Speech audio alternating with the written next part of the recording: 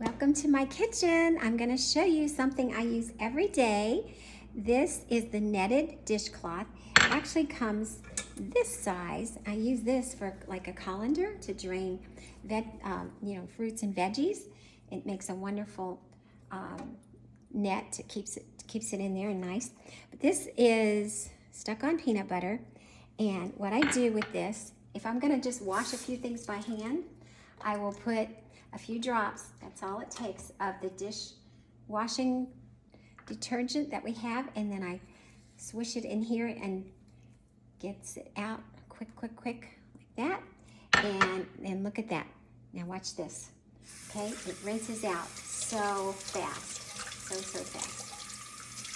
Yeah. Now, if I'm gonna do things in the dishwasher, you don't need any soap. I just wet it and wipe it down, and then stick it in the dishwasher, and then you lay this on the top shelf, and so it washes while the dishes wash. Isn't that neat? Okay, so this is another thing that I use every day. This is called the Enviro Scrub. One side is scrubby, and one side is Enviro cloth, and this is the Enviro sponge. Again, one side is scrubby, one side is the Enviro cloth. So you're never, ever gonna have stinky dishcloths and sponges ever again. Plus, you're never gonna have any that are growing bacteria by the second and contaminating your kitchen with them. So if you don't want stinky sponges or stinky cloths like this is just a little flatter one.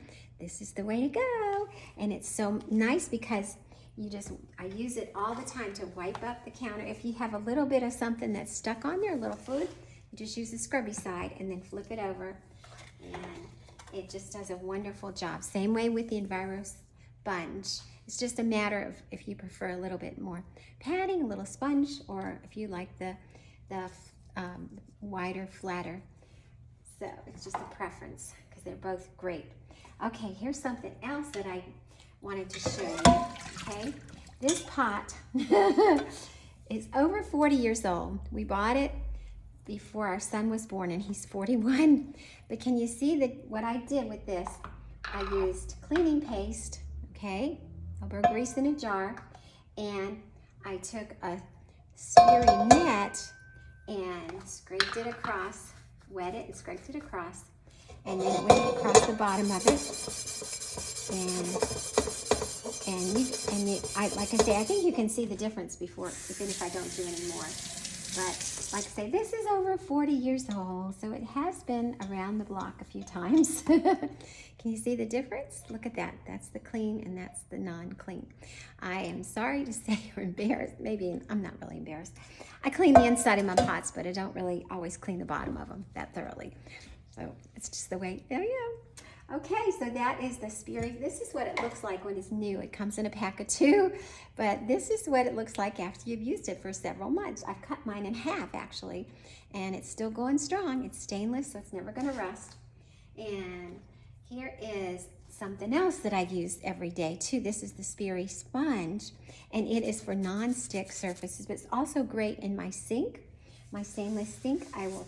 If it's really built up, I'll put a little bit of the cleaning paste in it, but usually I just have to do this and then finish it off with the sponge, rinse it out, but it does a great job on that. And then the one last thing I'm going to show you, this is our utility brush. I love this little thing. It's so handy. So this is what I use it for a lot. It's under my sink like this to grab under there, but this is the coolest little thing. See that little edge? It'll go and get gunk out from under that sink. I'm gonna see if I can get some.